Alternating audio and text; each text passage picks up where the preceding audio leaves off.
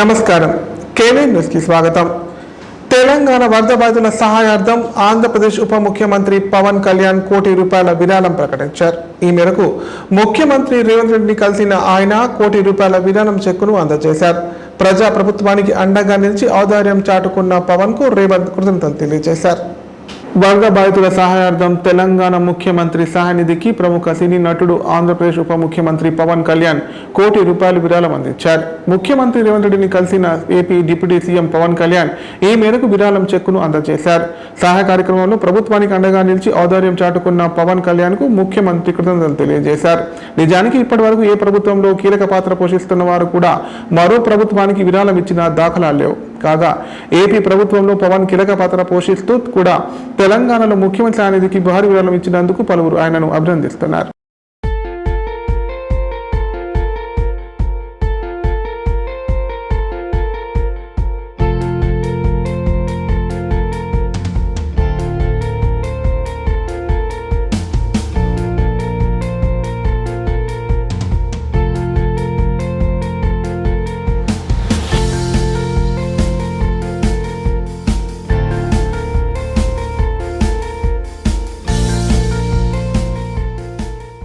వరద బాధితుల సహాయార్థం పోలీస్ శాఖ ఒకరోజు వేతనం ₹11,06,83,000 ముఖ్యమంత్రి సహాయ నిధికి విరాళంగా అందజేశారు. పోలీస్ అకాడమీలో జరిగిన ఎస్ఐ ఏఎస్ఐల పాసింగ్ అవుట్ పేరేడ్ కార్యక్రమంలో ఈ మొత్తానికి సంబంధించిన చెక్కును home secretary Ravi Gupta, DGP Jitender, intelligence chief B Shivdhar Reddy, police అధికారుల సంఘం ప్రతినిధులు ముఖ్యమంత్రి రేవంత్ రెడ్డికి అందించారు. వరద బాధితులను ఆదుకోవడానికి మంచి ఆశయంతో ముందుకు వచ్చి సహాయాన్ని అందించిన పోలీస్ శాఖకు ఈ సందర్భంగా సీఎం అభినందనలు తెలియజేశారు.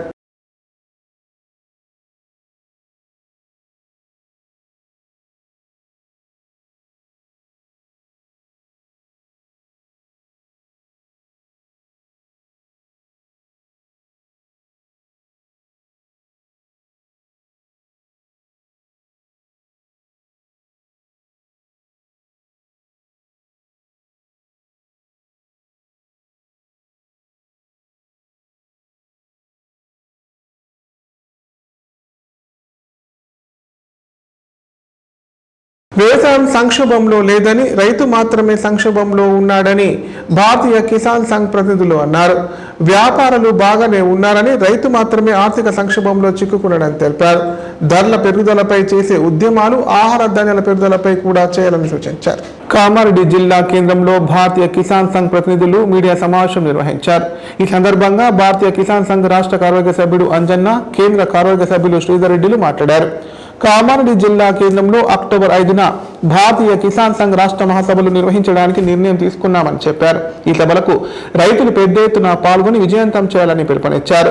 రైతుల గోసను కేంద్ర రాష్ట్ర ప్రభుత్వాలకు తెలిపేందుకు భారతీయ కిసాన్ సంఘ్ రాష్ట్ర మహాసభలు నిర్వహిస్తున్నామని తెలిపారు. 15,000 మంది రైతులతో ఈ మహాసభలు నిర్వహిస్తామన్నారు. మహాసభల్లో రాష్ట్ర కమిటీ ఎన్నికతో పాటు కేంద్ర రాష్ట్ర ప్రభుత్వాలు ఎన్నికల సమయంలో ఇచ్చిన హామీలు అమలు చేయాలని తీర్మానం చేసి ప్రభుత్వాలను హెచ్చరిస్తామని తెలిపారు. సీఎం రేవంత్ రెడ్డి పీసీసీ హోదాలో చేసిన మాటలు నిలబెట్టుకోవాలని విజ్ఞప్తి చేశారు. కాంగ్రెస్ పార్టీ ఎన్నికల సమయంలో వరంగల్ సభలో చేసిన డిక్లరేషన్ లో చెప్పిన హామీలను బేషరతుగా అమలు చేయాలని డిమాండ్ చేశారు. 2 లక్షల రుణమాఫీ ఏకకాలంలో చేస్తామని రేవంత్ రెడ్డి సర్కార్ చెప్పి రైతులను ఇప్పుడు ఇబ్బందులకు గురి చేస్తోందన్నారు. రైతులు ప్రతిరోజు వ్యవసాయ పనులను పక్కన పెట్టి బ్యాంకుల చుట్టూ తిరగాల్సిన పరిస్థితి ఏర్పడిందని ఆవేదన వ్యక్తం చేశారు. వ్యవసాయ పనిముట్లను కేంద్ర ప్రభుత్వం జీఎస్టీ నుంచి మినహాయించాలని డిమాండ్ చేస్తున్నట్లు తెలిపారు. పండించిన పంటలు అమ్ముకుంటే జీఎస్టీ లేదు, కానీ వ్యవసాయ పనిముట్లు కొనుగోలు చేస్తే వాటికి జీఎస్టీ విధించడం సరికాదని చెప్పారు. ఈ కార్యక్రమంలో కామారెడ్డి జిల్లా భారతీయ కిసాన్ సంఘ్ జిల్లా అధ్యక్షులు లొంక వెంకటరెడ్డి, కార్యదర్శి విఠల్ రెడ్డి తదితరులు పాల్గొన్నారు. చాలా ముఖ్యమైన కీలకంగా ఉన్నది. రైతు పూర్తి జీవితం వాటితో ముడిపడి ఉన్న పరిస్థితి ఈ రోజు నాడు ఉన్నది. మనకు విచిత్రం ఏంటంటే అయ్యా 9వ తారీఖు వరకు మీకు వడ్లు ఉంటే అమ్మబోకండి, నేను రాగానే ₹500 బోనస్ ఇచ్చుకుంటాను. దౌర్భాగ్య స్థితి ఏంటంటే రైతులు ఆశాజీవులం అండి. ఏ మూలకి ఎలకగొట్టినా కింటల్ తక్కువ వెళ్తాయి. అరే కింటల్కి ₹500 వెళ్తున్నాయని చెప్పి ఆశపడి వారు వడ్ల గింజల లాంటి రైతు పండించే పంట లాంటి ఓట్లను వారు దండుకొని ఈ రోజు నాడు సన్నవడ్డ అంటున్నాడే. అది భారతీయ కిసాన్ సంఘ్ చెప్తున్నా. మేము భారతీయ కిసాన్ సంఘ్ తరఫున మేము డిమాండ్ చేస్తా ఉన్నాం. పేర్లు చదివితే టెక్నికల్గా మనకు అన్ని వాట్సాప్లో ఉన్నాయి, మనకు నెట్లో కూడా దొరుకుతాయి. కాబట్టి అది ఆ రోజు నాడు మనకు అన్నీ కూడా మేము దాన్ని కులంకషంగా చర్చించి ఏదేది ఏందనేది చెప్తా ఉంటాము. ఈరోజు 2 లక్షల రూపాయల రుణమాఫీ ఏకకాలంలో అని చెప్పిన మాట ఎటువైంది? దాన్ని విచిత్రంగా కొరివి పెట్టి వారికి ఆదాయం గండిపడ్డ విషయము సర్వ సమాజానికి మొత్తం తెలుసు. దాన్ని మర్చి ఆయన ఇచ్చిన మాటను నిలబెట్టుకోకుండా ఈరోజు ఎంత వీలైనంత మేము ముహూర్తం ఖాయం చేశాము. దానికి ఇక్కడ కామారెడ్డి చుట్టుపక్కల అన్ని గ్రామాల నుంచి రైతులు రావడానికి సిద్ధంగా ఉన్నారు. కనీసం 15,000 మంది సంఖ్యతో రాష్ట్ర వ్యాప్తంగా వచ్చే సంఖ్య కాదు. ఇక్కడ మనం చేసే సభకు 15,000 మంది రైతులతోని సభ నిర్వహించడం కోసం మనం ఈరోజు ముందు పోతా ఉన్నాం. కాబట్టి దీనికి రైతు సోదరులు కూడా మీ ద్వారా నేను విన్నవించేది ఏంటంటే, మనము కిసాన్లు ఆడుతున్న ఒక దోబూచలాట మాకు అది మేము కట్టి నష్టపోతున్నది అది. కాబట్టి 2 ప్రభుత్వాలను ఎవరైతే వడ్లు మక్కలు పండించి ఎవరైతే దాన్ని ముడిసరుకు మార్చి తీసుకోవాల్సిన వినియోగదారులు అక్కడ చెల్లించాల్సింది. కానీ పండించిన రైతుకు కామారెడ్డి జిల్లా కేంద్రంలో కలెక్టర్ ఆశీష్ సంగ్మాన్ పర్యటించారు. ఇందులో భాగంగా గణేష్ నిమజ్జన శోభయాత్ర రూట్ మ్యాప్ ని పరిశీలించారు. భక్తులకు ఎలాంటి అసౌకర్యం కలగకుండా అన్ని ఏర్పాట్లు చేయాలని అధికారులను ఆదేశించారు. కామారెడ్డి జిల్లా కేంద్రంలో గణేష్ నిమజ్జన శోభయాత్ర వెళ్లే మార్గాలను బుధవారం జిల్లా కలెక్టర్ ఆశీష్ సంఘాన్ ఎస్పీ సింధు శర్మతో కలిసి పరిశీలించారు.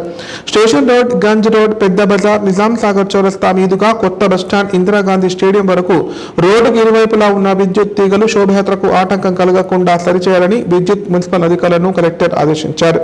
అడ్లూర్, ఎల్లారెడ్డి పెద్ద చెరువు వరకు శోభయాత్ర మార్గంను చూశారు.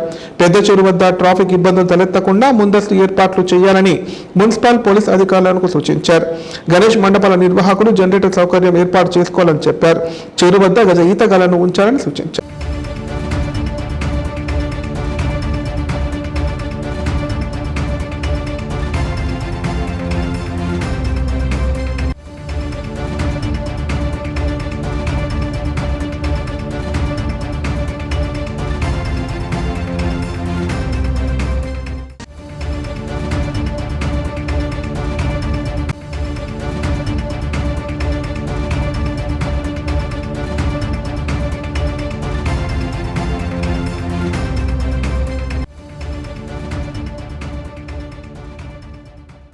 కామారెడ్డి జిల్లా వ్యాప్తంగా వినాయక నవరాత్రి ఉత్సవాలు ఘనంగా నిర్వహిస్తున్నారు. మండపాల వద్ద హోమాలు, మంగళ గౌరి వ్రతాలు, కుంకుమార్చనలు, ప్రత్యేక పూజలు, అన్నదాన కార్యక్రమాలు చేపడుతున్నారు. కాగా పలు చోట్ల నిర్వహిస్తున్న సాంస్కృతిక కార్యక్రమాలు ఆకట్టుకుంటున్నాయి. కామారెడ్డి జిల్లా కేంద్రంలో 80 కిలోల గవ్వలతో వినాయకుడిని తయారు చేశారు. ఈ గణపతితో పాటు మండపంలో 1101 మట్టి వినాయకులను ఏర్పాటు చేశారు. జిల్లా కేంద్రంలోని పెద్దమ్మ గల్లీలో శివ వినాయక హిందూ యూత్ ఆధ్వర్యంలో ప్రతి సంవత్సరం వినూత్నంగా వినాయకుడిని ప్రతిష్ఠిస్తారు. గత 2 సంవత్సరాల క్రితం 33 అడుగుల భారీ మట్టి గణపతిని ఏర్పాటు చేసి అక్కడే నిమజ్జనం చేశారు. గత సంవత్సరం కొబ్బరికాయలతో వినాయకుడిని తయారు చేశారు. ఈ సంవత్సరం 35వ వార్షికోత్సవం సందర్భంగా 80 కిలోల గవ్వలను కోల్కతా నుంచి తెప్పించి నిజామాబాద్తో కలకత్తా కళాకారులతో చేయించారు. ఆ వినాయకుని చుట్టూ 3 వైపులా 1101 మట్టి గణపతులను ఏర్పాటు చేసినట్లు యూత్ సభ్యులు తెలిపారు. ప్రతి ఏడాది తమ వినాయకుని వినూత్నంగా తయారు చేయడం వల్ల జిల్లా కేంద్రంలోని ప్రజలతో పాటు చుట్టుప్రక్కల గ్రామాల ప్రజలు సైతం చూడడానికి వస్తున్నారని పేర్కొన్నారు.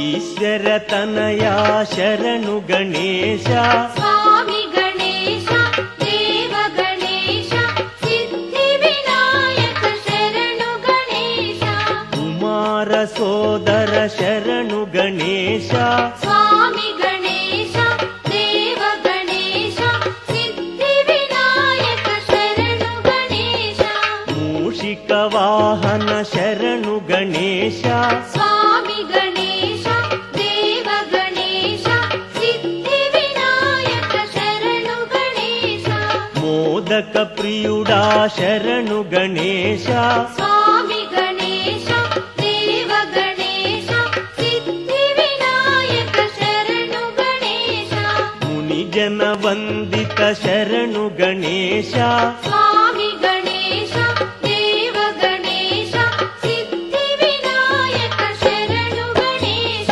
ప్రథమ పూజిత శరణు గణేశ స్వామి గణేశ దేవ గణేశ సిద్ధి వినాయక శరణు గణేశ ప్రముఖ నామక శరణు గణేశ స్వామి గణేశ దేవ గణేశ సిద్ధి వినాయక శరణు గణేశ ప్రమథ గణాధిప శరణు గణేశ స్వామి గణేశ దేవ గణేశ సిద్ధి వినాయక శరణు గణేశ విఘ్న నివారక శరణు గణేశ స్వామి గణేశ దేవ గణేశ సిద్ధి వినాయక శరణు గణేశ విద్యాదాత శరణు గణేశ స్వామి గణేశ దేవ గణేశ సిద్ధి వినాయక శరణు గణేశ వినుత ప్రదాత శరణు గణేశ స్వామి గణేశ దేవ గణేశ సిద్ధి రాజంపేట మండల కేంద్రంలో హిందూ దళ్ యూత్ ఆధ్వర్యంలో ఏర్పాటు చేసిన వెండి వినాయకుడు అందరినీ ఆకట్టుకున్నారు. హిందూ దళ్ యూత్ ఆధ్వర్యంలో ప్రతి ఏటా వినూత్నంగా వినాయక విగ్రహాలు ప్రతిష్ఠిస్తున్నట్లు యూత్ సభ్యులు తెలిపారు. గతంలో కొబ్బరికాయ మూమెంట్ గణపతి నవధాన్యాలతో వినాయకుడిని ఏర్పాటు చేశారు. ఈ ఏడాది 15వ వార్షికోత్సవం సందర్భంగా 3 కిలోల వెండితో వినాయకుడిని తయారు చేయించినట్లు తెలిపారు. హైదరాబాద్ లో 3 కిలోల వెండి తీసుకొని వెండిని నాణాలుగా కట్ చేసి వినాయకుడిని తయారు చేయించారు. నిమజ్జన సమయంలో నాణేలను తీసి 100 రూపాయలకు ఒక టోకెన్ చొప్పున విక్రయిస్తున్నట్లు చెప్పారు. ఈ వెండి వినాయకుడిని చూసేందుకు రాజంపేట మండల ప్రజలతో పాటు చుట్టుపక్కల గ్రామాల ప్రజలు సైతం వస్తున్నట్లు సభ్యులు తెలిపారు. వలలో ఊరూరు కాంతులతో వెలిగే నవరాత్రి వేడుకొచ్చే వలలో ఎంటికుండ గణపయ్య దున్నంతో ఇంటింట కొలువాయే వలలో ఎంటికుండ గణపయ్య దున్నంతో ఇంటింట కొలువాయే వలలో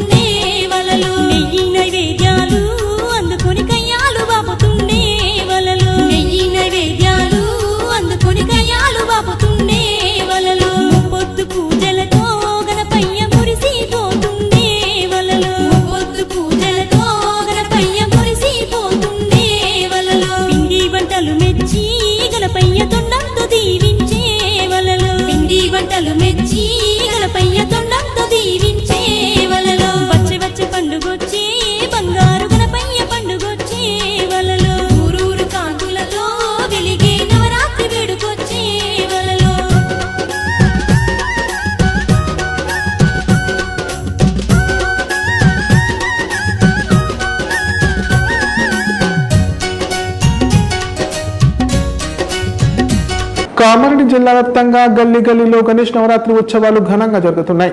ఆకర్షణీయమైన అలంకరణతో మండపాలు కొలువుదీరాయి. విభిన్న రూపాలలో గణనాథుడు పూజలు అందుకుంటున్నాడు. భక్తి భావాన్ని పెంపొందిస్తూ ఏర్పాటు చేసిన లంబోదరుడి విగ్రహాలు, మండపాలు భక్తులను ఆకర్షిస్తున్నాయి. కిరణవర్తక సంఘం, జేపీఎన్ రోడ్ తదితర ప్రాంతాల్లో నెలకొల్పిన వినాయకుడి విగ్రహాలు ప్రత్యేక ఆకర్షణగా నిలుస్తున్నాయి. గణేష్ మండపాల నిర్వాహకులు వేద పండితుల ఆధ్వర్యంలో దీపధూప నైవేద్యాలతో స్వామివారికి విశిష్ట పూజలు నిర్వహిస్తున్నారు. అనంతరం పలు చోట్ల అన్నదాన కార్యక్రమాలు చేపడుతున్నారు.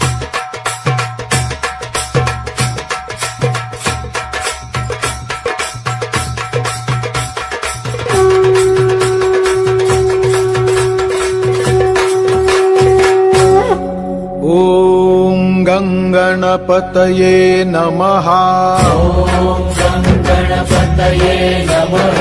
ఓం గంగణపతయే నమః. ఓం గంగణపతయే నమః. ఓం గంగణపతయే నమః.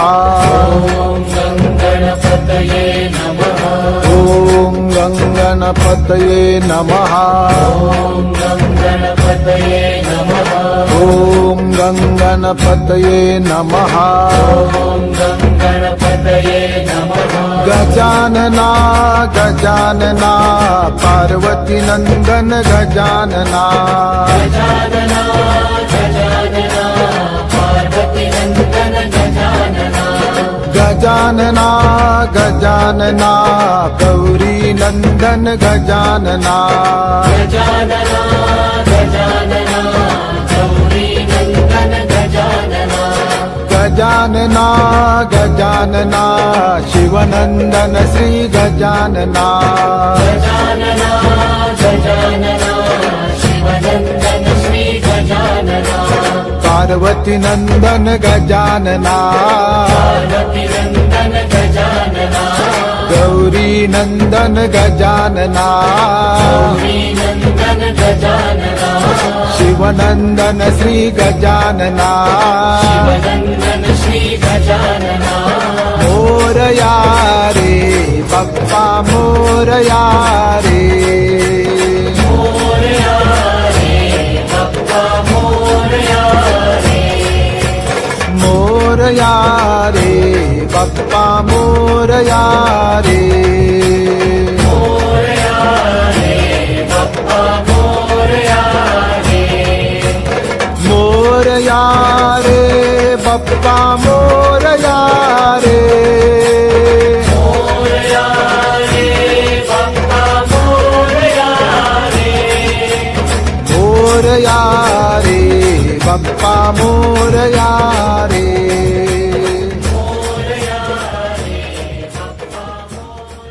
ఇప్పుడు ప్రకటనలు. గ్యాస్ట్రిక్ మరియు లివర్ సమస్యలతో బాధపడుతున్న వారు ఇప్పటి నుండి హైదరాబాద్ గాని నిజామాబాద్ గాని వెళ్లవలసిన అవసరం లేదు. మరియు అప్పుడప్పుడు వచ్చే డాక్టర్ల కోసం ఎదురు చూసే అవసరం కూడా లేదు.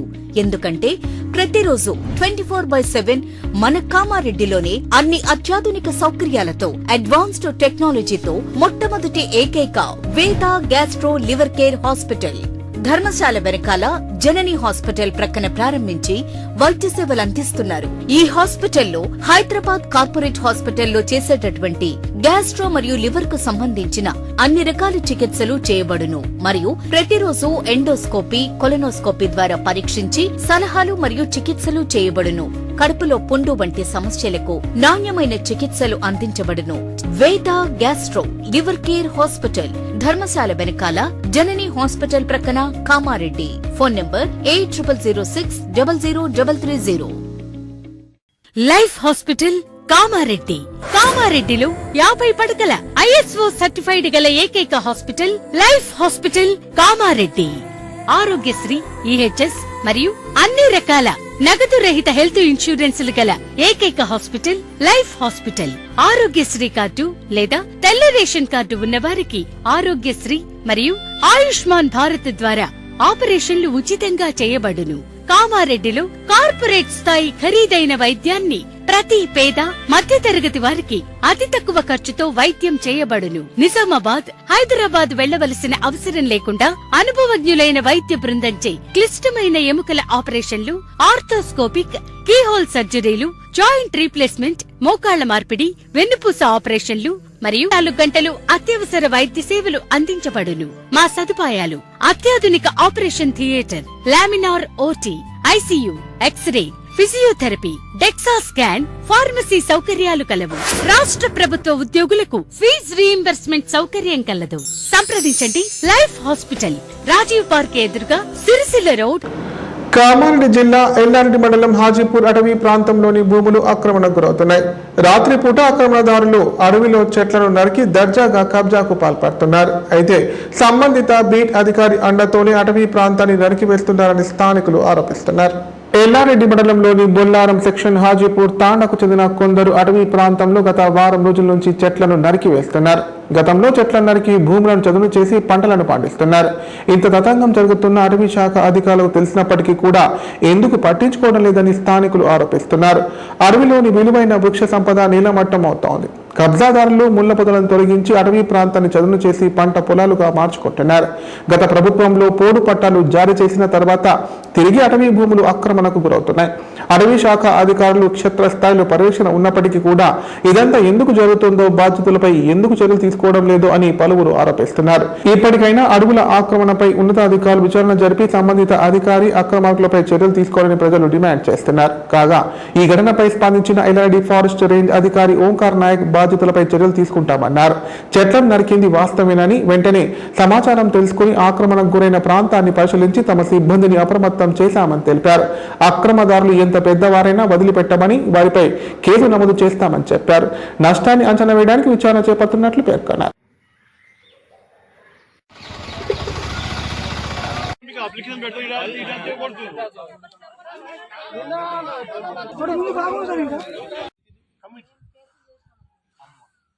కమిటీ మీ చేతనే, మీ ఊరిలో కమిటీ మెంబర్లు, సెక్రటరీ, ఫారెస్ట్ లో ఉన్నది కూడా కొంచెం ఆడ కూడా దానికి అబ్జెక్షన్ పెట్టి దానికి క్యాన్సిల్ చేపిస్తాం.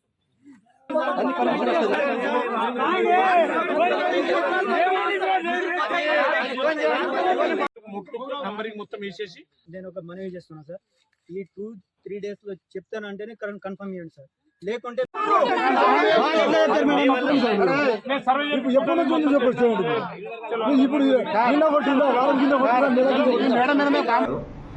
ఎల్లారెడ్డి రేంజ్ ఎందు ఎఫ్ఆర్ఓగా పనిచేస్తున్నాను.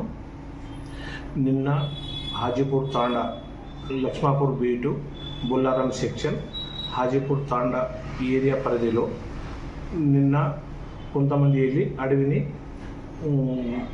పొదలు అడవిని నరికారు కల్టివేషన్ గురించి. అట్టి నలుగురిపై నిన్న కేసు నమోదు చేసినాము, కోర్టు కేసు చేసినాము, మళ్ళీ ఎఫ్ఐఆర్ కూడా చేపిస్తాం, మళ్ళీ వాళ్ళని బైండ్ ఓవర్ కూడా చేపిస్తాం. వాళ్ళు కాక మళ్ళీ 5 మళ్ళీ రాత్రి పోయి అడవిని ధ్వంసం చేస్తే వాళ్ళపైన కూడా ఇవాళ 5 పైన కూడా ప్యూఆర్ బుక్ చేసి నరికి చిన్న చిన్న పొదలను మొత్తం ధ్వంసం చేస్తున్నారు, నరికేస్తున్నారు. అట్టి విషయాన్ని గ్రామంలోకి వెళ్ళి కూడా వాళ్ళకు అవేర్నెస్ ప్రోగ్రామ్ కూడా పెట్టినాము. అవేర్నెస్ ప్రోగ్రామ్ పెట్టి అడవిని ఇట్లా ధ్వంసం చేయొద్దు, అందులో ఫారెస్ట్ జంతువులు ఉంటాయి, వాతావరణ సమతుల్యత దెబ్బతింటుంది అని కూడా దాని గురించి కూడా వివరించి చెప్పినాము. ఇవాళ కొంతమంది పేర్లు తెలిస్తే వాళ్ళపైన కూడా కేసు నమోదు చేసి కోర్టుకు సబ్మిట్ చేస్తున్నాం. 2 ద్విచక్ర వాహనాలు ఢీకొని 3 తీవ్ర గాయాలయ్యాయి. ఈ సంఘటన కామారెడ్డి జిల్లా ఉగ్రవై గ్రామ శివార్లో చోటు చేసుకుంది. వెంటనే స్థానికులు క్షతగాత్రులను చికిత్స నిమిత్తం కామారెడ్డి ప్రభుత్వ ఆసుపత్రికి తరలించారు. ఈ మేరకు పోలీసులు కేసు నమోదు చేసుకుని దర్యాప్తు చేపట్టారు. కామారెడ్డి జిల్లా ఉగ్రవై గ్రామ శివార్లో ఎదురెదురుగా వస్తున్న 2 బైకులు ఢీకొన్న ఘటనలో 3 తీవ్ర గాయాలయ్యాయి. రాజన్న సిరిసిల్ల జిల్లాకు చెందిన మాలవ దినేష్ పని నిమిత్తం బైక్ పై కామారెడ్డి వైపు వస్తుండగా దోమకొండ మండలం ముత్యంపేటకు చెందిన మంగళి రాములు, ముత్తి రమేష్ బైక్ పై కామారెడ్డి నుంచి స్వగ్రామానికి వెళ్తుండగా ఉగ్రవై గ్రామ శివార్లోని పెట్రోల్ బంకు సమీపంలో 2 బైకులు ఢీకొన్నాయి. ఈ ఘటనలో బైక్లపై ఉన్న 3 తీవ్ర గాయాలయ్యాయి. స్థానికులు చికిత్స నిమిత్తం వీరిని కామారెడ్డి జిల్లా ఆసుపత్రికి తరలించారు. కాగా వీరి పరిస్థితి విషమంగా ఉండడంతో ముగ్గురిని వైద్యులు హైదరాబాద్ కు తరలించారు. ఈ మేరకు పోలీసులు కేసు నమోదు చేసుకుని దర్యాప్తు చేపట్టారు.